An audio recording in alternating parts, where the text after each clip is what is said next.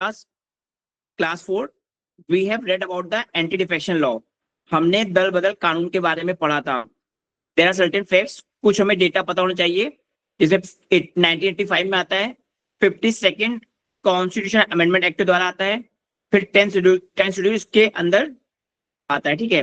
Rajiv Gandhi government के time पे आता है।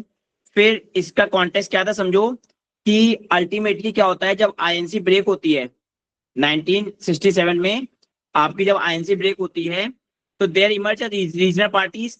अभी तो रीजनल पार्टीज आती हैं।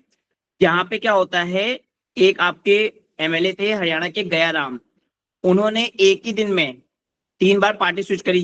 तो यहाँ से कॉन्सेप्ट आता है आया राम गया राम। अब इससे क्या होता है, कहीं ना कहीं डेमोक्रेटिक वैल्यू के अगेंस्ट में था और पॉलिटिकल स्टेबिलिटी को प्रॉब्लम क्रिएट कर रहा था। फिर क्या होता है, नई नई कमेटी बनती है, जिसमें वाई बी चौहान कमेटी बनती है। वो बोलती है कि आपको इस डिफेक्शन को देखना पड़ेगा। फिर आती है दिनेश गोस्वामी कमेटी, इसने भी एंटी डिफेक्शन लॉ को सपोर्ट किया पॉलिटिकल रिफॉर्म पे।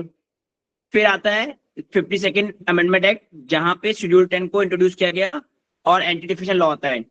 अब ये केवल एप्लीकेबल है एमपीज एंड एमएलसीज या एमएलएस के लिए, ठीक है। फिर क्या होता है, there are 4 grounds on which MP और MLA will be disqualified. 4 ground हैं।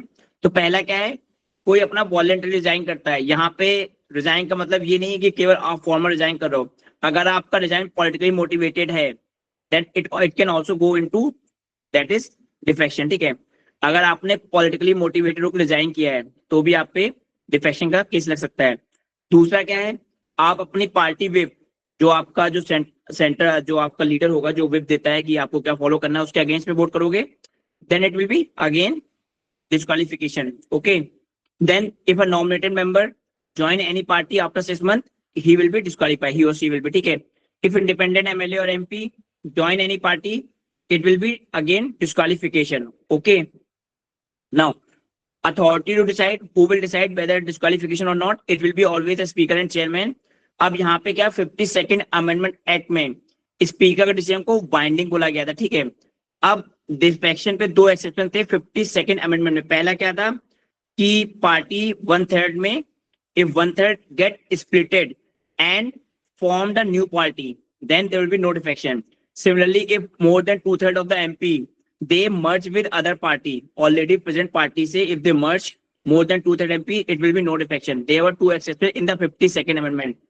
Then what happened? Because speaker जो पोजीशन थी that was not a politically neutral. जो स्पीकर है हमारा वो राजनीतिक मामलों में कहीं ना कहीं एक पॉलिटिशियन होता है, तो ये बोला गया वो न्यूट्रलिटी उसकी क्वेश्चन थी। तो फिर सुप्रीम कोर्ट कियोतो हुलान में बोलती है कि स्पीकर जो है वो पॉलिटिकली एक्टिव बंदा है, उसकी न्यूट्रलिटी कैन बी क्वेश्चन।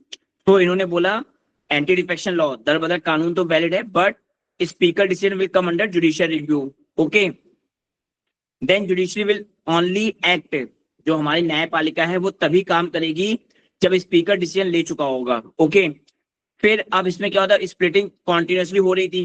फिर क्या आता है, 91st अमेंडमेंट एक्ट आता है, जहां पे स्प्लिट वाले प्रोविजन को अनकॉन्स्टिट्यूशनल या डिलीट कर दिया जाता है, ठीक है, डिलीटेड कर दिया था। फिर इसमें मैक्सिमम स्टैंड की बात कर सकते हैं जिससे आप लिमिटेड मिनिस्ट्री बना सको, दैट इज 15% और मिनिमम 12। स्पीकर के टाइम लिमिट की बात होती है अब आगे कि स्पीकर बहुत ज्यादा टाइम ले रहे थे, डिस्क्वालिफिकेशन है, प्लस स्पीकर बायस थे, तो उसके लिए supreme court Qeshm Meghchand case, ठीक है। तो पहला आपका क्लियर हो, कियोतो हुलान, रवि नायक, केशम मेघचंद केस, ठीक है। यहाँ पे सुप्रीम कोर्ट गाइडलाइंस देती, जजमेंट नहीं देती है कि 3 मंथ के अंदर, that is reasonable time limit पे उसको काम करना चाहिए। अच्छा, ये उसका जजमेंट था, लेकिन ये गाइडलाइंस थी, ठीक है। 3 मंथ वॉज गाइडलाइन। ओके, और ये क्या था, ये जजमेंट में था, केशम मेघचंद में ये जजमेंट था सुप्रीम कोर्ट का। तो आप ये ना लिखना देना कि जजमेंट था, ठीक है। फिर आता है केस ऑफ डिफेक्शन कॉन्टिन्यूस रहता है। अब चैलेंजेस क्या है, अल्टीमेटली क्या है आपका, एंटी डिफेक्शन लॉज होने से क्या है, जो आपके इंडिविजुअल एमपी होते हैं they can not challenge the central leadership because of whip.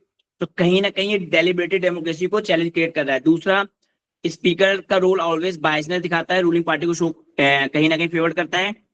Then it's like कि आपका कॉन्स्टिट्यूशनल मॉरलिटी के अगेंस्ट में, क्योंकि आपके एमपीज प्रॉपर्ली आपकी संविधान की वैल्यू को फॉलो नहीं कर रहे हैं। It goes against the inter party democracy, क्योंकि इंटर पार्टी डेमोक्रेसी मतलब क्या होता है कि आपस में बातचीत करके आप आगे बढ़ो। यहाँ पे क्या है कि जो आपके सेंट्रलाइज जो सेंट्रल अथॉरिटी बोल देती है वही माना जाता है। क्लियर। फिर पार्लियामेंट की फंक्शनिंग पे इशू आ रहा है क्योंकि कहीं ना कहीं डेलिब्रेशन कम हो रहा है और एक तरीके से जो बोल रही है लीडरशिप वही हो रहा है। अगेन वे फॉरवर्ड में सुप्रीम कोर्ट का केस मेंशन लिखना पड़ेगा जहां पे सुप्रीम कोर्ट ने बोला है एक इंडिपेंडेंट ट्राइब्यूनल हो ना कि स्पीकर हो, प्लस अगर स्पीकर है तो 3 मंथ के अंदर डिसीजन ले। अंबेडकर जी बोलते हैं हमेशा कॉन्स्टिट्यूशन मॉडलिटी को फॉलो करो, that is the best way, because he believe हर संविधान अच्छा है, उसकी वैल्यू सब सेकेंडरी है, उसका जो चलेगा या नहीं चलेगा जो अच्छा है वो डिपेंड करता है कौन से लोग उसको लीड कर रहे हैं। ठीक है। फिर डेलिबरेटिव डेमोक्रेसी को आपको कहीं ना कहीं प्रमोट करना है तो विप सिस्टम जो है उसको लिमिट करो। It should be only for the important motion like no confidence और प्रेसिडेंट एड्रेस। तो आई होप आप लोगों को कल की क्लास का अभी क्रिस्टल क्लियर है। तो क्लियर है सबको? ठीक है। किसी कल क्लास में कोई डाउट तो नहीं है? Okay. So today we will start that is collegium system. Collegium system का क्या कॉन्टेक्स्ट है? ओके। अब हम इसको समझते हैं। ठीक है। अब ना एक एक करके समझते हैं कि अल्टीमेटली इसका ओरिजिन क्या था। एक सेकेंड। इसका कहीं ना कहीं ओरिजिन क्या था, ये ओरिजिन समझना बहुत इंपॉर्टेंट है।